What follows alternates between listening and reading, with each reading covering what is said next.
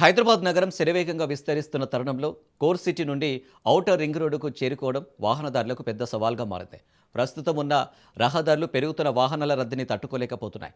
ఈ సమస్యకు శాశ్వత పరిష్కారం చూపేందుకు హైదరాబాద్ మెట్రోపాలిటన్ డెవలప్మెంట్ అథారిటీ భారీ ఎలివేటెడ్ కారిడార్లు, ఎక్స్ప్రెస్ వేల నిర్మాణానికి శ్రీకారం చుట్టింది. నగరం నడిబొడ్డు నుండి ఐటీ కారిడార్కు వెళ్లే ప్రయాణికుల కోసం ప్రభుత్వం ఒక ప్రతిష్టాత్మక ప్రాజెక్టును సిద్ధం చేసింది. బంజారా హిల్స్ రోడ్ నంబరు 12 నుండి గచ్చిబౌలి శిల్ప లేఅవుట్ మీదుగా ఔటర్ రింగ్ రోడ్డు వెళ్లేలా 6 వరుసల ఎక్స్ప్రెస్ వేను నిర్మించనున్నారు.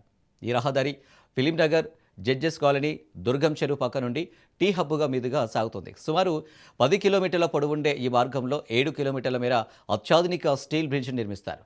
ఎక్కడ సిగ్నల్ లేకుండా నేరుగా ఔటర్ చేరుకునేలా దీనిని రూపొందిస్తున్నారు. మెహదీపట్నం, టొలిచౌక నుండి గండిపేట వైపు వెళ్లే వాహనాల కోసం ప్రత్యామ్నాయ మార్గాన్ని అభివృద్ధి చేస్తున్నారు.